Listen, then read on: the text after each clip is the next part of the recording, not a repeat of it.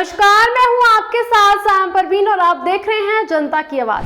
दोस्तों, नई आबकारी नीति में कथित भ्रष्टाचार दिल्ली सरकार के गले की फांस बन गया। डिप्टी सीएम मनीष सिसोदिया को सीबीआई गिरफ्तार कर चुकी है और कई अधिकारियों और आप नेताओं के खिलाफ सीबीआई और ईडी की जांच चल रही है। दोस्तों, 2021 में जब दिल्ली की नई आबकारी नीति लागू हुई तब दावा हुआ कि राजस्व बढ़ेगा। हालांकि दिल्ली सरकार की मुसीबतें जरूर बढ़ गई। साल भर भी नहीं हुआ और आबकारी नीति भ्रष्टाचार के आरोपों से घिर गई। एलजी विनय कुमार सक्सेना ने सीबीआई जांच को मंजूरी दी तो सियासी बवाल भी शुरू हो गया और अब सिसोदिया की गिरफ्तारी के साथ ये बवाल चरम पर पहुंच गया है। दिल्ली का कथित शराब घोटाला क्या है और इसमें सिसोदिया कैसे फंसे, उनकी गिरफ्तारी के बाद क्या होगा, आइए ऐसे ही कई सवालों के जवाब जानते हैं। दोस्तों, नवंबर 2021 में दिल्ली सरकार ने बड़े जोर शोर से नई आबकारी नीति लॉन्च की। इससे दिल्ली में शराब काफी सस्ती हो गई और रिटेलर को डिस्काउंट देने की छूट भी मिली। हालांकि बीजेपी ने आरोप लगाया कि शराब लाइसेंस बांटने में धांधली हुई है, चुनिंदा डीलर्स को फायदा पहुंचाया गया।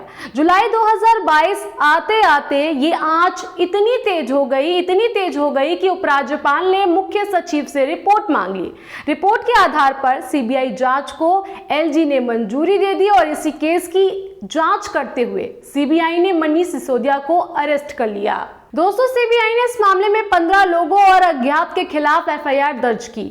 सिसोदिया को आरोपी नंबर 1 बनाया गया। ईडी भी दिल्ली शराब घोटाला की जांच कर रहा है और उसने इसी महीने मामले में चार्जशीट दायर की है। ईडी की चार्जशीट में मुख्यमंत्री अरविंद केजरीवाल, डिप्टी सीएम मनीष सिसोदिया और तेलंगाना सीएम केसीआर की बेटी के कविता समेत कई प्रमुख व्यक्तियों के नाम आए हैं। दोस्तों, मनीष सिसोदिया पर आरोप लगे हैं कि कोरोना काल में हुए नुकसान की भरपाई के लिए शराब बेचने वाली कंपनियों को 144.36 करोड़ रुपए की लाइसेंस फीस माफ कर दी गई।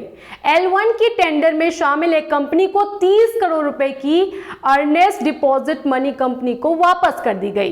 विदेशी शराब और बियर के केस पर मनमाने ढंग से 50 रुपए प्रति केस की छूट दी गई, जिसका फायदा कंपनी ने उठाया।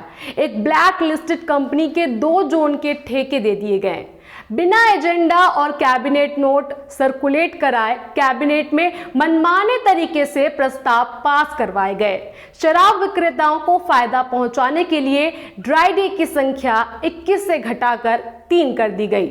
मास्टर प्लान के नियमों का उल्लंघन करते हुए नॉन कन्फर्मिंग इलाकों में शराब के ठेके खोलने की इजाजत दी गई। दोस्तों, ऐसे ही कई गंभीर आरोप दिल्ली डिप्टी सीएम मनीष सिसोदिया पर लगे। नवंबर 2022 में सीबीआई ने मामले की पहली चार्जशीट दायर की। हालांकि इसमें सिसोदिया का नाम नहीं था। सीबीआई ने 26 फरवरी 2023 को सिसोदिया से करीब 8 घंटे पूछताछ की। इसके बाद दिल्ली के डिप्टी सीएम मनीष सिसोदिया पर आईपीसी की धारा 120 आपराधिक साजिश, 177A धोखाधड़ी करने का इरादा और भ्रष्टाचार निवारण अधिनियम की धारा 7 के तहत उनको गिरफ्तार किया गया। दोस्तों, मनीष सिसोदिया की निगरानी से दिल्ली सरकार के लिए बड़ी मुश्किल खड़ी हो गई है। अगर मनीष सिसोदिया को बेल नहीं मिलती है तो दिक्कत हो जाएगी। सबसे बड़ा चैलेंज है कि बजट कौन पेश करेगा। सिसोदिया ने सारे बजट दस्तावेज तैयार कर लिए थे। उनकी गिरफ्तारी के बाद दिल्ली सरकार की कई योजनाएं भी लटक सकती है। दिल्ली के 33 में से 18 विभागों का काम सिसोदिया देख रहे थे। वहीं सिसोदिया की गिरफ्तारी से सबसे बड़ा झटका शिक्षा विभाग को लगा है, जिसकी ब्रांडिंग उनकी पार्टी खुद करती रही। आम आदमी पार्टी की ओर से सिसोदिया को भारत का सर्वश्रेष्ठ शिक्षा मंत्री बताया जाता है। दोस्तों, दिल्ली और पंजाब में आम आदमी पार्टी की सरकार बनने के बाद अब केजरीवाल की योजना दूसरे राज्यों में फैलने की है। हाल ही में हुए गुजरात विधानसभा चुनाव में 5 सीटों पर जीत हासिल कर पार्टी ने खिड़की खोली है। अगले महीने केजरीवाल कर्नाटक, छत्तीसगढ़, मध्य प्रदेश और राजस्थान दौरे पर जाने की तैयारी कर रहे हैं। ऐसे में सिसोदिया का जेल जाना पार्टी और अरविंद केजरीवाल दोनों के लिए झटका है।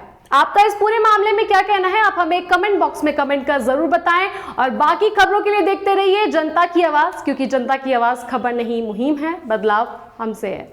जनता की आवाज YouTube चैनल को सब्सक्राइब करें, साथ ही बेल आइकन जरूर दबाएं।